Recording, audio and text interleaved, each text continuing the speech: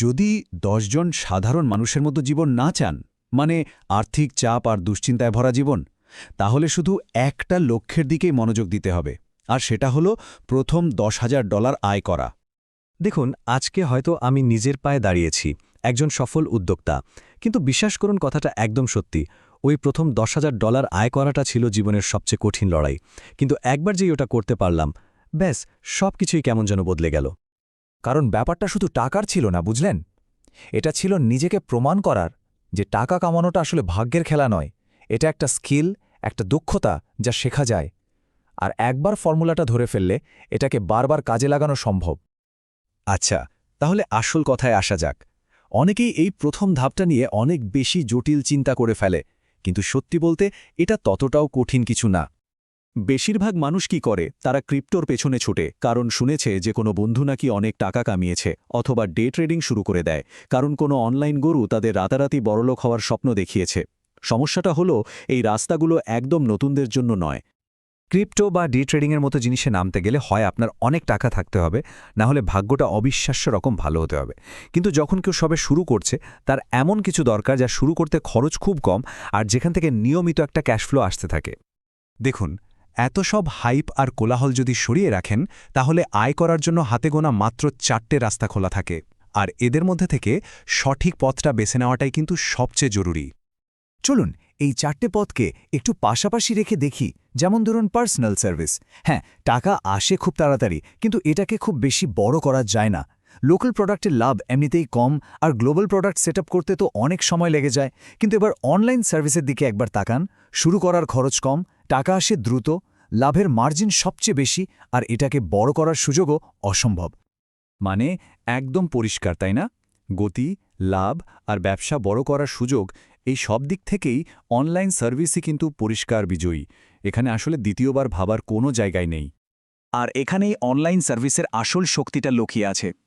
ভাবুন একবার, একটা প্রোডাক্ট বিক্রি করলে হয়তো আপনার ২০ থেকে ৩০% লাভ থাকে, কিন্তু অনলাইন সার্ভিসের ক্ষেত্রে লাভের ৭০ থেকে ৮০%ই সরাসরি আপনার পকেটে। বেশ, তাহলে আমরা আমাদের পথ তো বেছে নিলাম, কিন্তু প্রশ্ন হলো এই পথে সফল হব কি করে? এখানেই কাজে আসবে আমাদের স্কেল পিরামিড স্ট্র্যাটেজি। এটাই তো $1 মিলিয়ন প্রশ্ন, তাই না? যে ঠিক কোন অনলাইন সার্ভিসটা দেওয়া উচিত। উত্তরটা খুঁজে বের করার কিন্তু একটা বেশ সহজ উপায় আছে। নিজের সুইট স্পট খুঁজে পেতে নিজেকে এই ৩টা প্রশ্ন করতে হবে। ১. কোন কাজে আপনি ভালো? ২. কোন জিনিসটা নিয়ে শিখতে আপনার ভালো লাগে? আর ৩. ব্যবসাগুলো ঠিক কোন সমস্যার সমাধান খুঁজছে? এই ৩টা উত্তরের সংযোগস্থলেই আপনার জন্য সেরা সুযোগটা লুকিয়ে আছে। বেশ, এবার আপনার সেই দক্ষতাকে $১০,০০০ মিশনে পরিণত করার পালা। আর এর জন্যে আমরা এই স্কিল পিরামিডটা ব্যবহার করব। এর ৪টে ধাপ: পজিশনিং, লেভারেজ, রিচ আর অটোমেশন। মনে রাখবেন, এর একটাও যদি বাদ যায় তাহলে কিন্তু আটকে যেতে হবে। এই পিরামিডের সবচেয়ে গুরুত্বপূর্ণ অংশ হল লেভারেজ। ঘন্টার হিসেবে টাকা নেওয়া বন্ধ করতে হবে। এটা একদম ভুল মডেল, কারণ ব্যবসাগুলো আপনার খাটনির জন্য টাকা দেয় না, তারা দেয় ফলাফলের জন্য। আপনি যখন আপনার কাজের ফলাফলের উপর ভিত্তি করে চার্জ করবেন, মানে রিটার্ন অন ইনভেস্টমেন্ট বা ROI এর উপর, তখন ক্লায়েন্ট আর খরচের কথা ভাববে না, তারা শুধু লাভের কথাই ভাববে। আর সবশেষে যে জিনিসটা আপনাকে বাকিদের থেকে আলাদা করে দেবে, সেটা কিন্তু আপনার ট্যালেন্ট নয়, সেটা হলো আপনার নির্ভরযোগ্যতা। মানে সময়মতো কাজটা ডেলিভারি দেওয়া। ভালো কাজ করা তো অনেকেই পারে, কিন্তু নির্ভরযোগ্য হওয়াই আপনাকে বারবার কাজে এনে দেবে। আচ্ছা, তাহলে এখন আয় তো হচ্ছে, কিন্তু আসল খেলাটা শুরু হবে এখন। টাকা আয় করা একটা ব্যাপার, আর সেই টাকাকে দিয়ে সম্পদ তৈরি করা, সেটা কিন্তু একদম অন্য জিনিস। চলুন দেখি এই সম্পদ বাড়ানোর ইঞ্জিনটা কিভাবে তৈরি করা যায়। এখানে মানসিকতার একটা বড় পরিবর্তন দরকার।